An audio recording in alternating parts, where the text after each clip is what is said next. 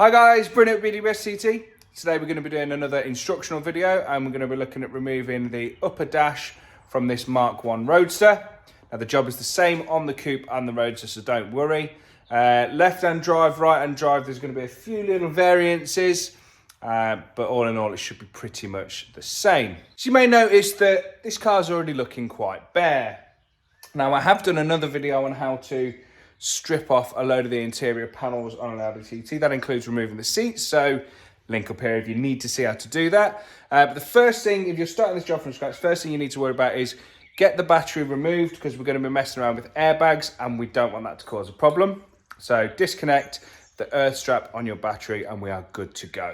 So with the seats out of the way, it gives you a lot of room to climb in and do what you need to do.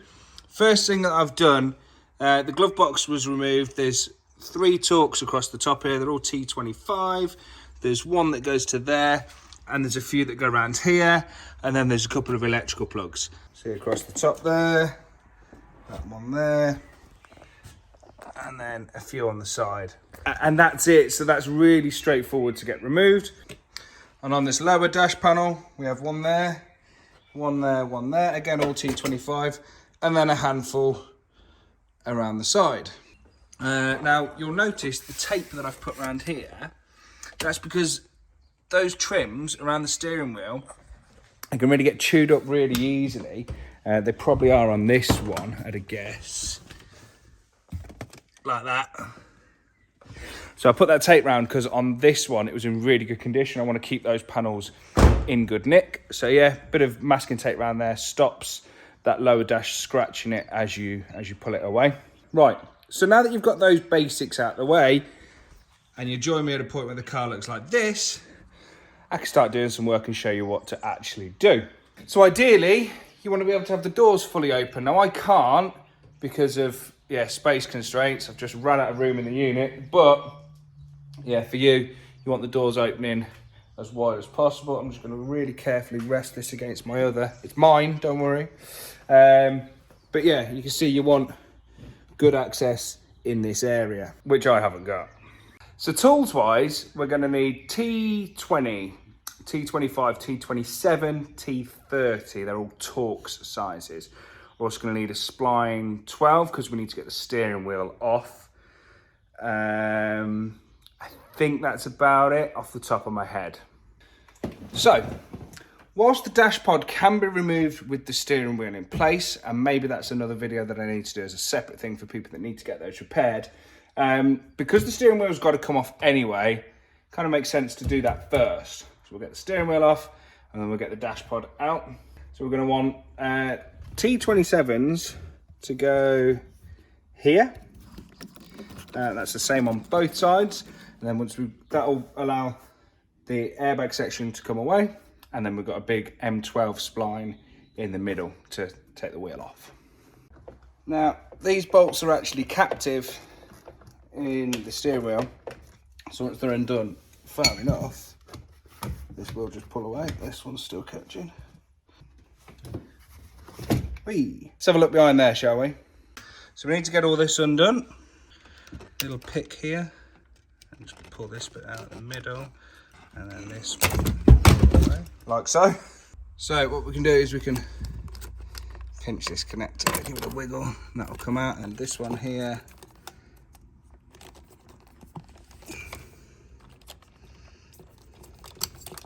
like that. And then that should all be free to come away. So we need to undo this big bolt here. Well, that was quite loose. And before you take the wheel, you need to have a look at where these markers are. So that's not in line.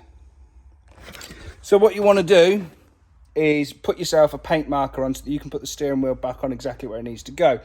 If the 2 markers happen to line up perfectly on yours, great, just put it back to that position. If they don't, like I say, your own paint line, make sure the wheel goes back on exactly where it needs to sit. Now, just talking about that, when you take the wheel off, the wheel secures onto these 2 pins here, which go onto, let me show you, the steering angle sensor. So don't move this around.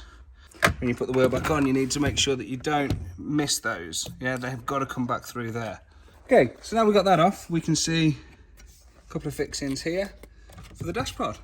And we can pull this down, lock it into place, and we can get this out nice and easy. If you're finding this useful, don't forget to subscribe.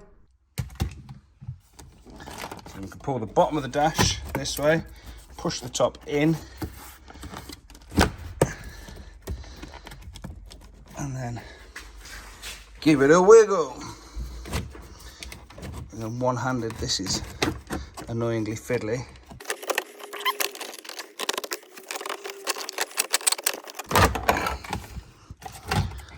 Like so. Whew. With the steering wheel there, it's doable but a lot trickier. Anyway, so on the back, we need to undo our connectors like that, and then that pulls it out. Woohoo, pretty tricky one-handed. Here's one I removed earlier. It's so good having a dumping ground back here. Have yourself somewhere nice to store parts as you're taking them off. Anyway, right, so it's worth pointing out at this point, you're going to have undone a lot of this screw by now, okay? This is the same throughout. So there's a smaller version of it without the built-in washer, it's just a flanged head. And that's about it. So you've not got to worry about where each one of these specifically goes, okay? They're all the same. So underneath here, we've got this metal bracket system, and it's got tape around it there that goes up and over. And we need to remove all of that. So all those torque screws that you can see there, and we're going to do, but we're going to start with this couple here and this couple here, so we can get that out.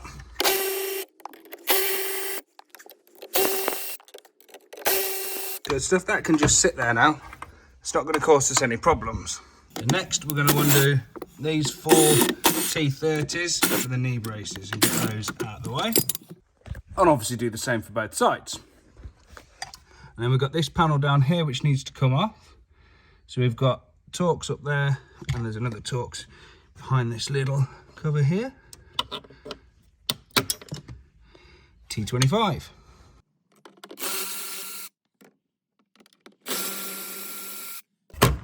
Good stuff, that's nice and loose.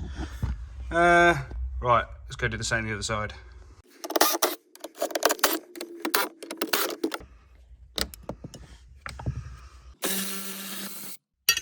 And you can see there isn't another one this side, it's just that one. So, that was nice and broken, cool.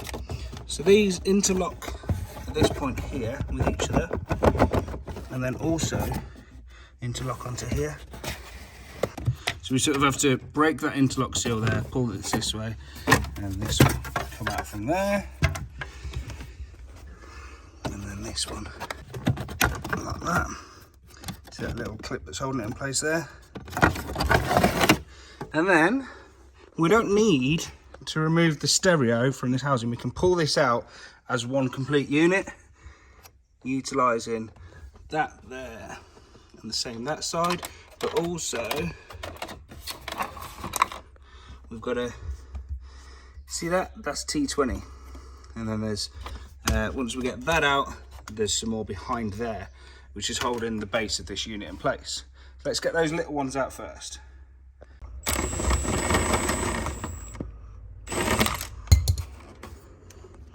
So then we can pull this section out.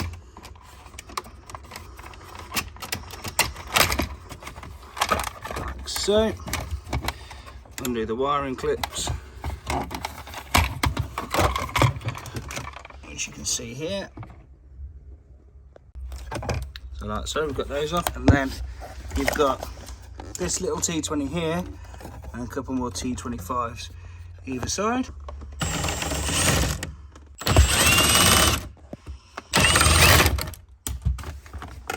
And then, finally, the 2 either side.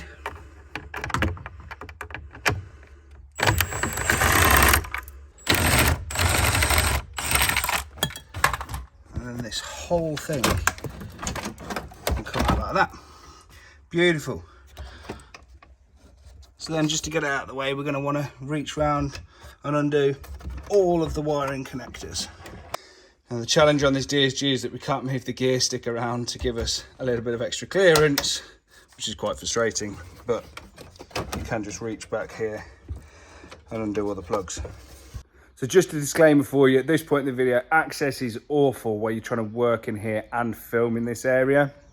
It's really tight. I'm trying to do it one-handed, so apologies that the camera angles are not going to be the best. So you can see you've got, like, you have to push the little bit in. So I'm trying to, again, do this one-handed, which is impossible. So you've got a bit each end, there and there, and work your way down. I'm going to have to use two hands. And then there's, I think it's 5 of these on the back here. So it is possible.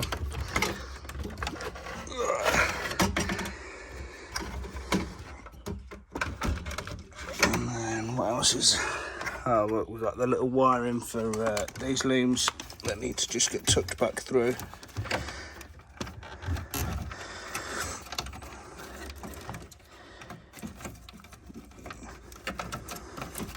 Again, not a one-handed job.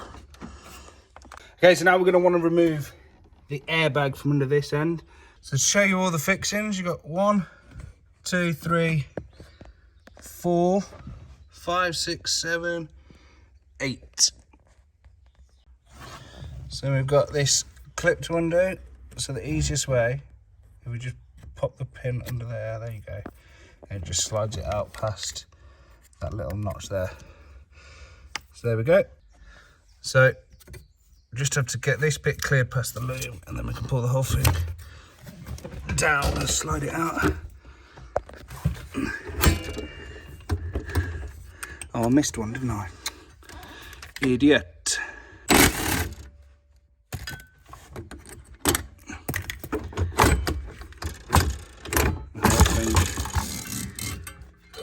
Comes out of that.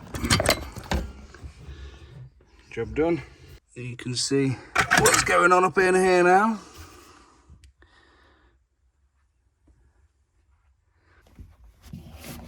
Oh, so if you're anything like me, by this point, you're probably fed up of rolling around at the bottom of your car. So take a 5-minute breather, have a flick through some YouTube content, maybe check out BWSTT, maybe subscribe to the channel. I'll leave that up to you. So we're going to want to get these buttons undone. So underneath here, simply pull this down like that, and this can actually be wiggled out of position like so, and we just push the buttons all the way through.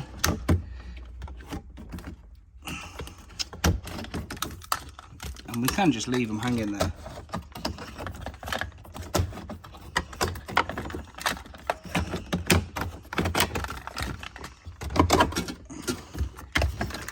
If we want to, or you can undo them.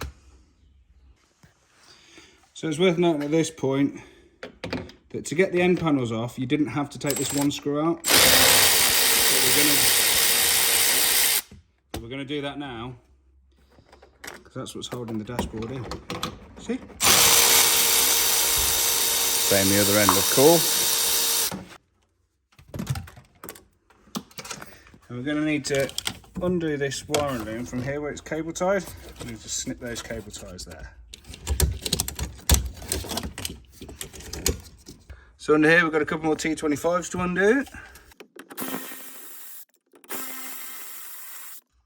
And then we start to get a feeling that this dash is coming nice and loose.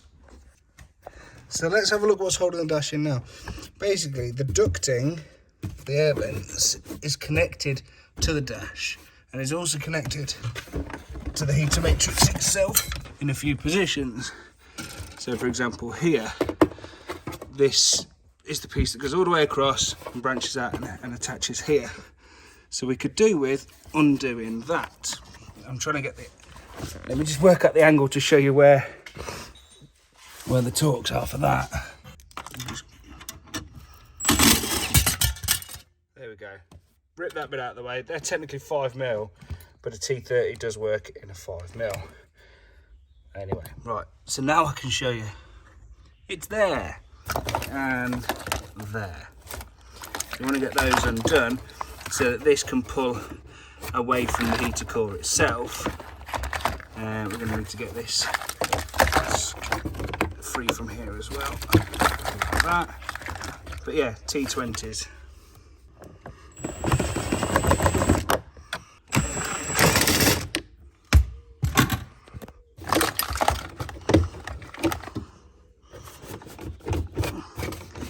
See how that all wants to come away now. So that's good. That's what we want. This bit can just pull out the way just because it's in the way. Right, and to get these in here. Oh, we do need Phillips because we need to undo this sensor. It's one of those where, because you need to undo it to get to the little wiring plug on the back, because otherwise you've got to try and reach your hand in past all of here up to the back, which is just never going to happen to get to the wiring connector. So yeah, let's whip that off, and then it's nearly ready to come out.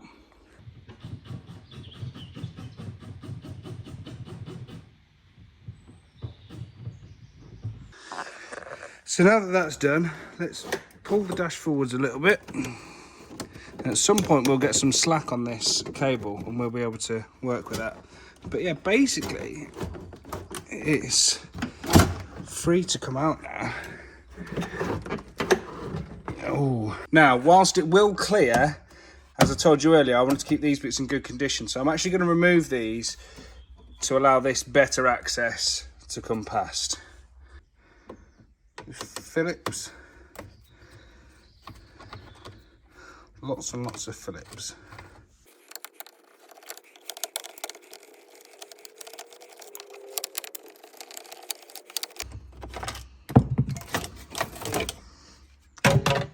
Like so, just gives it a little bit better access to come out. So now everything's loose, you can pull it forwards. Now once it's forwards and in this position here, you actually need to reach all the way back up.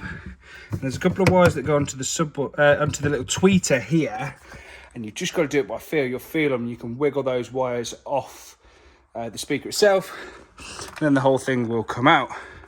I just need to get a better angle and do it with two hands, maybe.